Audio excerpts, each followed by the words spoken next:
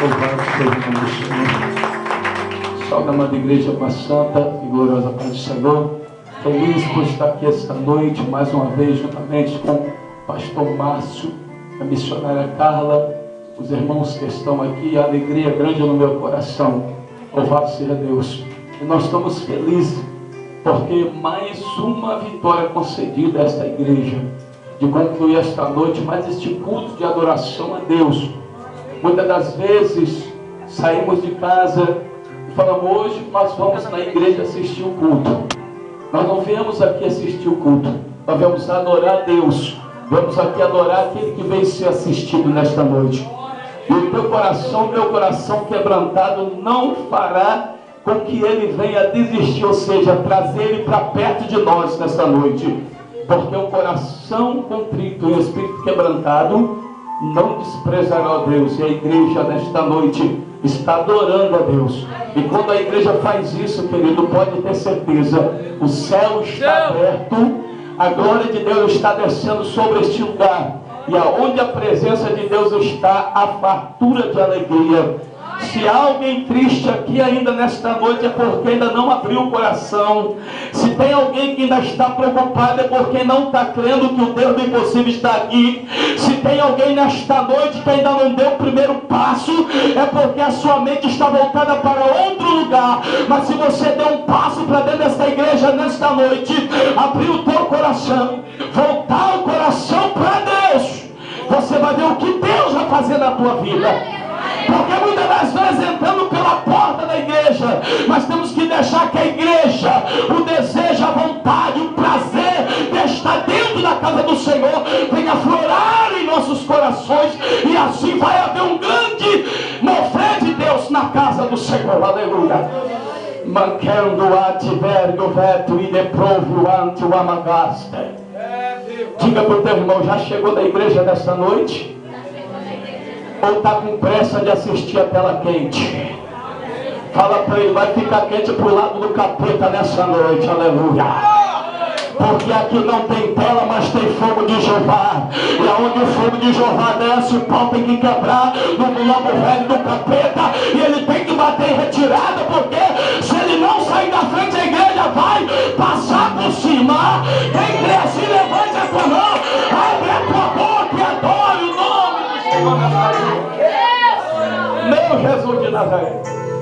Querido, pega a sua Bíblia, fique sobre os seus pés nessa noite.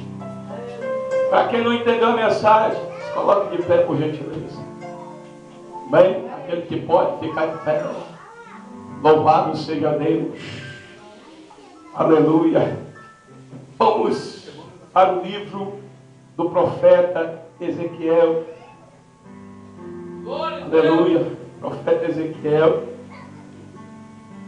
Eu estou muito alegre pela vida do pastor Márcio, da missionária Carla.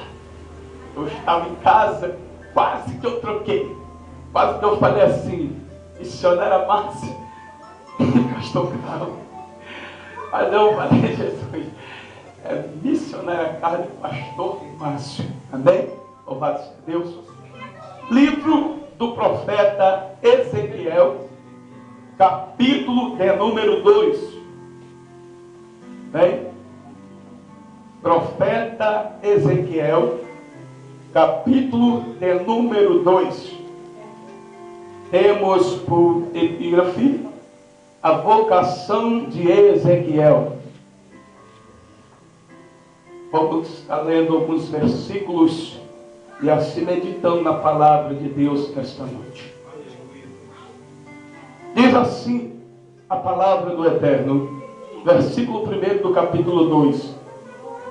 Esta voz me disse: filho do homem, põe-te em pé e eu falarei contigo. Então entrou em mim o Espírito quando falava comigo, e me pôs em pé e ouvi o que me falava. E ele me disse: filho do homem, eu te envio aos filhos de Israel, as nações rebeldes que insurgiram contra mim. Ele e seus pais prevaricaram contra mim até precisamente ao dia de hoje. E os filhos são de duro semblante e obstinados de coração. Eu te envio a eles, e ele lhe dirás, assim diz o Senhor Deus. Eles quer ouçam ou quer deixem de ouvir, porque são casa rebelde, e hão de saber que esteve no meio deles um profeta. Amém, igreja? Amém. Põe a sua Bíblia sobre o seu banco. Aleluia. Feche seus olhos, vamos orar a Deus. Senhor Deus Pai, nesta noite, Senhor, cuja presença, o Deus eu estou, Deus vivo e único. Senhor, me coloco aqui, Senhor, pequeno, adorador, Senhor, diante da Tua presença. Deus, estamos aqui para receber de Ti através da Tua palavra, porque a palavra é o verbo vivo, e a palavra é o Filho que estava contigo, Pai querido, desde o princípio da criação do mundo lá, Senhor, foi apresentado o verbo vivo. Deus, Tu és o projetista, Tu és, Senhor, o arquiteto do mundo e da humanidade. Pois o Espírito parava sobre a face das águas, e lá estava o Teu poder, Senhor, sobrenatural. E nesta noite te pedimos, Senhor, transporta para esta igreja o Teu sobrenatural nesta noite. Que cada um de nós aqui possamos sair do natural e entrar no sobrenatural, Senhor. Abra o nosso entendimento, as nossas faculdades mentais, que nesta noite, Pai querido, não só, Pai querido, Pai amado, os 3%, Pai querido, do mais de 3 bilhões de neurônios venha funcionar, mas que a Tua sabedoria venha impactar, Senhor, os nossos corações. Deus, nós cremos, Senhor, Pai querido, que algo sobrenatural já começou a acontecer nesta igreja, e que o Senhor está na frente da peleja, e o Teu nome já está sendo glorificado nesta noite. Deus, faz o mover, Senhor, traz o céu para perto dessa igreja, porque o Senhor pode fazer isso, porque é impossível, mas Deus pode. Senhor, nós te agradecemos, e já certo da vitória, a igreja diga amém. Podeis assentar em nome de Jesus. Queridos, no tempo do profeta Ezequiel, no ano 586 a.C., a cidade de Jerusalém foi tomada pelos babilônios. E o profeta viveu na Babilônia, para onde os israelitas tinham sido levados como prisioneiros. Ezequiel pregou mensagem de Deus dirigida ao povo que estava ali na Babilônia e também os moradores de Jerusalém. No ano 586 a.C., segundo os historiadores e alguns textos bíblicos, a geografia bíblica diz que no ano 605, ainda no verão, tempo quente, de muito calor, o povo das terras dos caldeus, da Babilônia, o maior império da época, segundo a história, 3.000 anos antes de Cristo, Babilônia tinha sido fundada por um dos grandes imperadores por nome de Hammurabi. Foi o primeiro imperador de Babilônia. E diz a história que este imperador, ele fortificou as fortalezas do grande império babilônico. Uma cidade com aproximadamente 224 mil metros quadrados. Os seus muros tinham 100 metros de altura. E as suas muralhas mediam 9 metros de largura. Dava para passar 2 carruagens por cima do muro. E tinha torres sobre o muro onde ficavam os soldados, os guardas das muralhas. E diz a história que esta Babilônia, terra dos caldeus, ficava entre o rio Tigre e o rio Eufrates. E foi conhecido de terra entre os rios, porque as planícies daquele local era fértil, era terra ao qual podia ser preparada para o plantio. Então Babilônia ficou bem acentuada. Diz a história que passando alguns anos, já cumprindo o tempo Hammurabi, ele morreu, e passado 1000 anos depois, quando foi completar os 1000 anos de Hammurabi, em que estava de pé o grande império babilônico, o império assírio veio com toda a força, com toda a fúria, e deu sobre Babilônia e lançou as suas muralhas, os seus muros, dentro do rio Eufrates, fazendo assim ela desaparecer.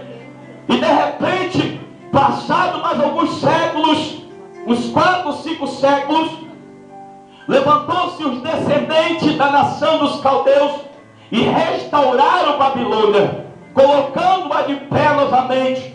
E o que acontece? Agora se levanta Nabucodonosor, que venceu um dos maiores imperadores da época. Morre Nabucodonosor, levanta-se o seu filho Nabucodonosor, que toma posse do reino e começa a agir dentro de Babilônia. Nesse tempo em que Nabucodonosor tinha se levantado como o grande imperador de Babilônia, da grande cidade, um grande império que assustava as nações, diz a história que eles começaram a tomar conta das províncias, e sabemos pela história que foram 127 províncias, ou 127 reinos e países, ao qual o país de Babilônia, aquele lugar, aquele império tomou conta. E diz a história que eles começaram a enviar os canais para dentro da cidade. Como assim, pastor? Desviando o rio Eufrates, fazendo grandes digues. Por quê? Para poder comprar imposto daquele povo que transportava suas mercadorias em navios. Então isso começou a dar prioridade a eles, por ser uma nação poderosa, o império assustador.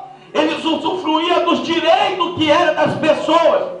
Isso não agradava a Deus, mas há um tempo determinado por Deus para todo o propósito debaixo do céu. E o tempo da grande Babilônia ia chegar. Diz a história que passasse por esse tempo, no ano 605, quando foi invadido Jerusalém. Querido, o que me chama a atenção é que o inimigo, ele é astucioso. Ele prepara a armadilha e ele fica ali o tempo inteiro botando a seba para poder pegar a sua presa. E diz a história que eles acamparam ao redor de Jerusalém e os reis puseram os seus tronos diante da entrada acampado. Isso levou 3 anos e meio até que aconteceu algo.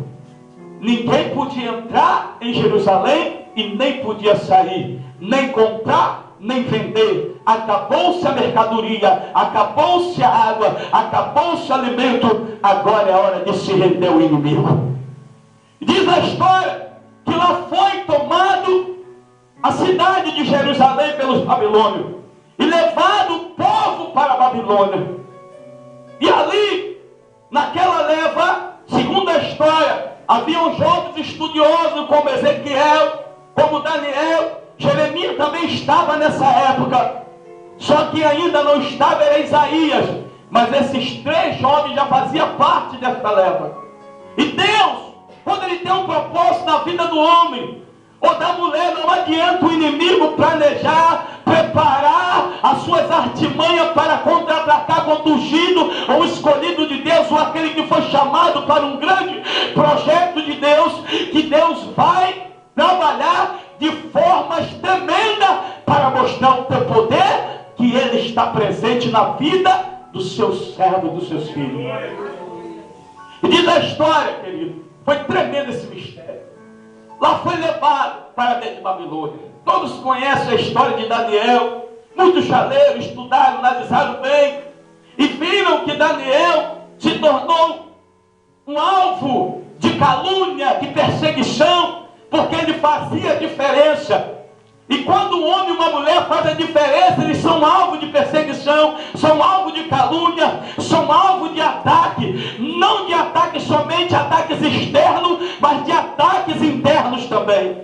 O que eu quero dizer com isso? Tanto lá fora ou dentro da igreja você passa por perseguição. Você sabe que você tem uma igreja com 100 membros. Nem todo mundo está satisfeito com uma coisa. Alguém está insatisfeito com alguma coisa. Nem todo mundo recebe bem a mesma coisa.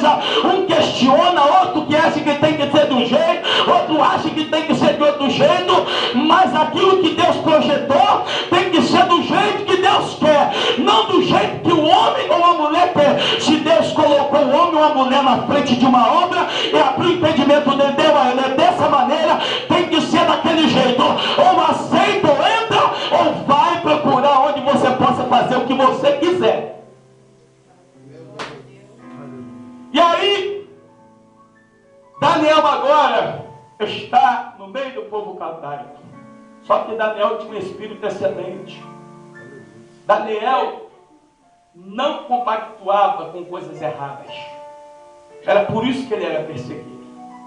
Chegava a época de eleição em Babilônia, alguém queria pagar para poder estar na primeira fila. Daniel não, Daniel queria tudo correto. Então Daniel já não serve para estar no meio desses homens. Tira ele para lá. Esse homem vai atrapalhar o nosso caminho. Esse homem vai ser uma pedra de tropeço. Temos que fazer alguma coisa para tirar ele do caminho. Chegaram até trocar o nome de Daniel para Beltesazar. Trocaram o nome de Ananias, Asaías e Azael para Sadraque, Mesaque e Abednego. Quando a gente está no mundo, alguém logo bota um apelido na gente para criar fama. Você fica famoso pelo apelido. Só que o projeto de Deus na vida daqueles homens era tão grande que nem o apelido, por maior que fosse, mais conhecido, não ia encobrir e nem esconder dos olhos de Deus o projeto que ele tinha na vida daqueles homens. E a Bíblia revela que nesse tempo o povo passou um tempo até mesmo não de muita angústia, não de muito sofrimento, no seguido sentido de poder ter oportunidade de exercer as suas funções dentro de Babilônia. Mas em alguns trechos da Bíblia, se você for analisar bem, você vai ver que houve sim um sofrimento, porque Israel tinha mão de obras, e as mãos de obra do povo de Israel interessavam os babilônios. O que ele era? Eles eram bons em fabricar tijolos. Nabucodonosor quer aumentar, quer melhorar a Babilônia. Quem é que vai fazer tijolos? O povo de Israel. E nós sabemos pela palavra que ele fala, Ezequiel, que a partir do capítulo 1, ele teve uma visão dos 4 querubins. E diz o versículo 1 assim: aconteceu que no 30º ano do 5º dia do 4º mês, que estando eu no meio dos exilados junto ao rio Quebrar, se abriram o céu e eu tive visões de Deus. Segundo os historiadores, o que Ezequiel estava fazendo à beira do rio Quebrar? Se a igreja se manifesta num domingo e vai para a beira de um rio, é porque há batismo nas águas. Mas Ezequiel não estava fazendo batismo nas águas. Ezequiel estava apanhando água para amolentar o barro para fabricar tijolo. Ezequiel estava trabalhando. Ezequiel estava exercendo uma função ao qual os seus confederados, os seus parentes, a sua família praticava fazer tijolos. Um põe o barro, outro põe a palha e outro vai apanhar água. E eles eram muito voluntários nesta área do trabalho. A igreja, ela precisa de voluntários. Um põe a palha, outro põe a água, outro põe o barro, um amassa o barro, outro faz o tijolo, outro carrega o tijolo, outro acende o tijolo e o outro vai aplicar o reboco. E daqui a pouquinho a obra está começando a aparecer. Mas muitos ficam um esperando pelo outro. Se o fulano não põe a água, eu não ponho o barro. Se o outro não apanhar a palha, eu não apanho o tijolo. E eu também não vou assentar o tijolo. Querido, é tempo de união, é tempo de comunhão, é tempo de botar a mão na massa, é tempo de trabalhar. Quer ter visão, quer ser cheio, quer estar no sol, trabalha para Jeová, dá lugar para Deus, vai para os hospitais, vai para a rua evangelizar, vai pregar para os drogados, vai falar para aqueles que estão vivendo lá fora, em meio desespero e sem uma esperança. Sabe o que eu quero dizer para você uma coisa? Ezequiel estava cativo, estava dentro de Babilônia, prisioneiro, mas ele não deixou que a preguiça, ou desespero, ou a fraqueza, ou desânimo viesse tomar conta dele, e ele parar, questionar, reclamar, murmurar e pensar em desistir. Não, isso havia algo tremendo na vida de Ezequiel. Eu costumo dizer nas igrejas onde eu prego que existem os remanescentes da promessa. São aqueles que guardaram no coração, passaram de pai para filho, de filho para pai, e assim sucessivamente foram passando desde a antiguidade um para o outro, e até chegar nos dias de hoje. Muitos estão entrando em desistência. O que significa? Estão parando no meio do caminho e voltando para trás. Vem à igreja, mas estão desanimados. Vem o mundo pegar fogo, mas ficam olhando como se fosse plantaria. Até querem, mas ficam com preguiça. Até querem pisar o barro. Porque no sentido literal, se formos analisar bem, quando o vaso está marchando, está cortando laço, está amassando barro, ele está fazendo a obra, Deus está desfazendo obra de macumbaria, Deus está jogando por terra os laços do diabo. Mas tem gente que fica perplexo, parado, olhando, querendo entender. Não adianta você querer entender, você tem que dar lugar, entrar no mistério, receber de Deus, provar primeiro, aí você vai saber o que é. Porque olhando, você vai ficar pensando, será que é? Será que está? Será que não está? Será que é Deus? Será para tomar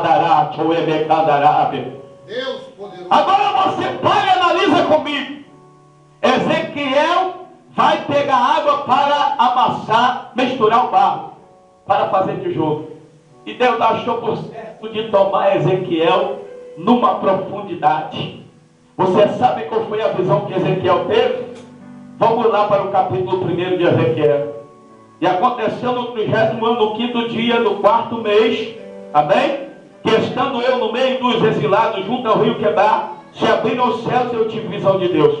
No 5º dia, do referido ao mês, no 5º ano, o cativeiro do rei Joaquim, veio expressamente a palavra do Senhor, Ezequiel, filho de Buz, o sacerdote da terra dos caldeus, junto ao rio Quebar, e ali esteve sobre ele a mão do Senhor. E olhei eis que um vento tempestuoso vinha do norte, uma grande nuvem com fogo a revolver-se ao resplendor e ao redor dela. No meio disto uma coisa como metal brilhante, e que saía do meio do fogo. Do meio dessa nuvem saía a semelhança de 4 seres viventes, cuja aparência tinham semelhança de homem. Cada um tinha 4 rostos, como também 4 asas, e as suas pernas eram direitas, as plantas de cujos pés eram como de um bezerro, luzia como brilho de bronze polido. Debaixo das asas tinha mão de homem, e os 4 lados, assim todos os 4 tinham rosto e asas. Esta se unia uma a outra, como se viravam quando ia cada qual andava para a sua frente. Sabe o que eu entendo aqui, pastor Márcio? Que os querubins botavam a asa, uma de ponta com a outra, e eles andavam na mesma direção. Um não ia para o leste, outro não ia para o norte, outro não ia para o sul. Não, eles se viravam na mesma posição. Sabe por quê? Porque há comunhão, há união e há obediência, porque é aquilo que Deus determina para eles, pelo poder de Deus, eles recebem e concluem. A igreja cristã é a única privilegiada em todo o universo de ter recebido o poder de Deus, a unção, os dons de revelação, profecia, dom da sabedoria da palavra, e o maior dom ainda é o dom de Deus pelo amor. Aleluia! Mas muitas das vezes, querido, você vai encontrar numa igreja uma pessoa insatisfeita, com a cara fechada, desconfiada, a prepotência querendo tomar conta dela, o inimigo armando o laço do orgulho para levar a ruína. Aí entra em ação o Ezequiel da vida, entra em ação as Déboras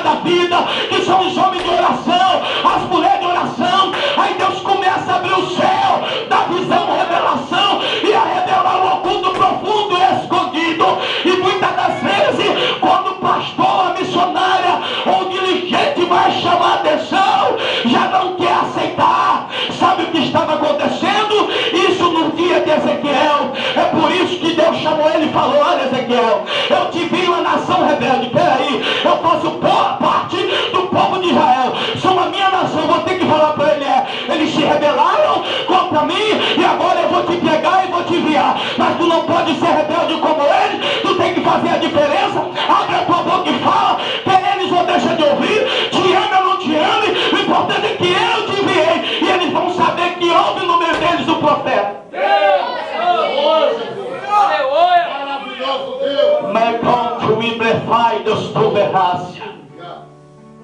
Porque quando pregamos lá fora, para quem não conhecemos, para quem não sabemos nem de onde veio,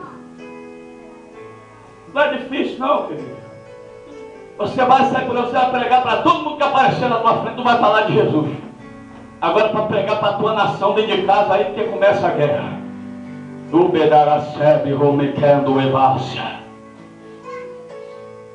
Aí que começa a guerra. Você está lá pagando preço, orando, jejuando, buscando, aí Deus começa a descer. Aí a esposa vai pregar para o marido, ou o marido pregar para a esposa, ou a mãe pregar para os filhos, ou o pai pregar para os filhos. Aí começa. Na hora de pedir, são expert em pedir. Pai, me dá isso, pai, me dá aquilo, mãe, me dá isso, mãe, me dá aquilo. Mas na hora de obedecer, aí vem a rebeldia. Mas você tem que falar para eles o que eles precisam ouvir. Ainda que você o ame, ainda que você sabe o preço que foi para chegar até ali, porque ninguém sabe mais do que Deus qual foi o preço para conduzir aquele povo até a terra de Canaã, aonde foi construído o país de Jerusalém, porque antes era Ariel, Gedutum, Sim, eram os nomes dados a Jerusalém. E quando aconteceu de Ezequiel começar a profetizar no meio do povo, aconteceu algo. Ezequiel já começou a não ser bem aceito. Porque quando